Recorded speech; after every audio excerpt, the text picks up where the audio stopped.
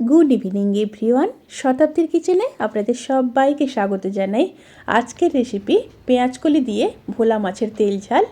রেসিপিটি ভীষণই সুস্বাদু আর বানানো খুবই সহজ। বাড়িতে থাকা উপকরণ দিয়ে বানিয়ে ফেলা যায়। তাহলে চলুন শুরু করা যাক আজকের এই সহজ এবং সুস্বাদু রেসিপি। প্রথমে মাছগুলোকে ম্যারিনেট করে নেব। তার জন্য দিয়ে দেব পরিমাণ মতো লবণ,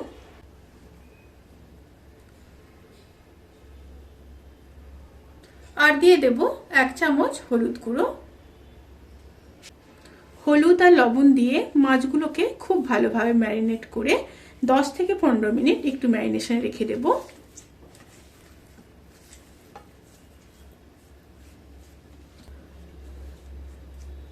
মাছগুলো ম্যারিনেট হয়ে গেছে। 10 থেকে 15 মিনিট পরে ফিরে আসছি।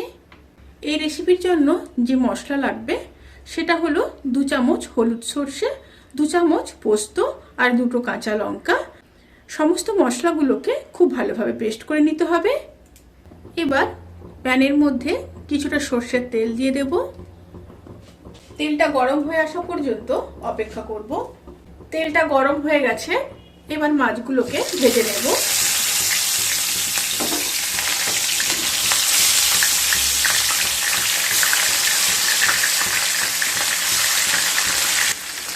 একটা সাইড মাছ ভাজা হয়ে গেছে। এবার উল্টে দিচ্ছি। মাছগুলোকে কিন্তু বেশি কড়া ভাজবেন না, হালকা ভাজবেন।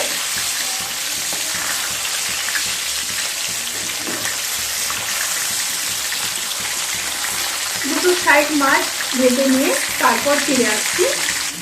মাছগুলো ভাজা হয়ে গেছে। এবার তুলে নেব। এইভাবে সমস্ত মাছগুলোকে ভেজে নেব।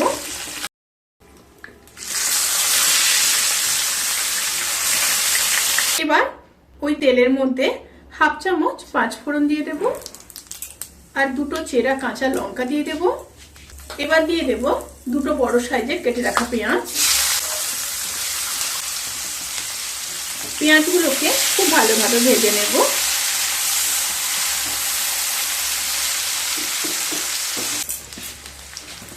পেঁয়াজগুলো যখন হালকা ভাজা হয়ে যাবে তখন কেটে রাখা একটা বড় সাইজের আলু দিয়ে দেব। সাথে দিয়ে দেব পরিমাণ মতো লবণ, 1/2 চামচ হলুদ গুঁড়ো দিয়ে আবারও খুব ভালোভাবে মিশিয়ে নেব। মিশিয়ে নিয়ে আবারও 1 থেকে 1.5 মিনিট লো টু মিডিয়াম স্টিমে রান্না করে নেব।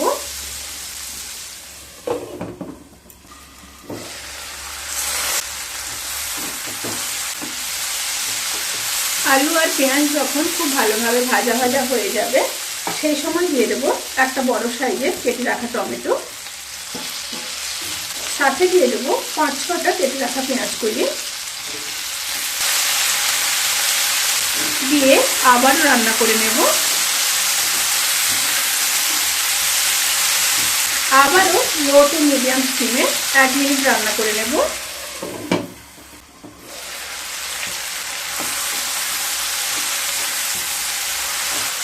এবার দিয়ে দেব 1/2 চামচ লঙ্কার গুঁড়ো। এখানে লঙ্কার পরিমাণটা আপনারা বুঝে দেবেন। সাথে দিয়ে দেব পেস্ট করে রাখা সর্ষে পোস্ত আর কাঁচা লঙ্কা। সাথে দিয়ে দেব মশলা ধোয়া জল দিয়ে আবারও ভালোভাবে কষিয়ে নেব। আবারও ভালোভাবে কষিয়ে নিয়ে তারপর ফিরে আসছি।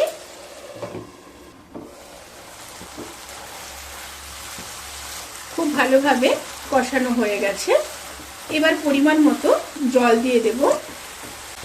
জলের পরিমাণটা এখানে আপনারা দেখে দেবেন। যতটা ঝোল খেতে পছন্দ করেন সেইভাবে জলটা দেবেন। আর একটা কথা মাথায় রাখবেন, এই রেসিপির ক্ষেত্রে কিন্তু বেশি ঝোল একদমই ভালো লাগবে না। ঝোলটা মিডিয়াম রাখার চেষ্টা করবেন। এবার ফুটে আসা পর্যন্ত অপেক্ষা করব। ঝোলটা ফুটে গেছে। এবার মাছগুলোকে দিয়ে দেব।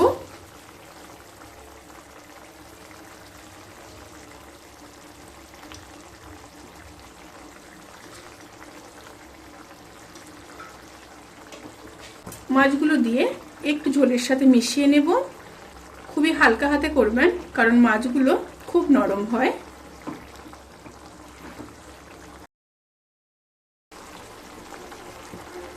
এবার এবার ঢাকা দিয়ে লো স্টিমে আলু সেদ্ধ হওয়া পর্যন্ত অপেক্ষা করব।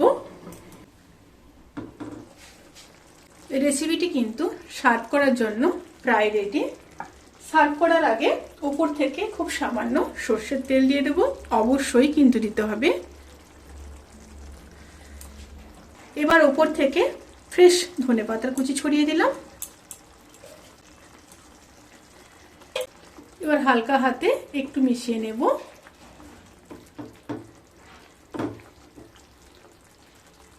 এবার গ্যাসের ফ্লেমটাকে অফ করে ঢাকা দিয়ে 5 থেকে 10 মিনিট স্ট্যান্ডিং টাইমে রেখে গরম গরম সার্ভ করব। রেসিপিটি কেমন লাগলো প্লিজ কমেন্ট করে জানাতে কিন্তু ভুলবেন না। যদি ভালো লেগে থাকে তাহলে সাবস্ক্রাইব করে পাশে থাকা বেল আইকন প্রেস করে নোটিফিকেশান অল করে রাখবেন। তাতে করে আমি যত রেসিপি দেব সমস্ত লিঙ্ক আপনাদের কাছে পৌঁছে যাবে। আপনারা সবাই ভালো থাকবেন, সুস্থ থাকবেন, সাবধানে থাকবেন। আজকের মতো এই পর্যন্ত। পরের ভিডিওর জন্য অপেক্ষা করুন। টাটা।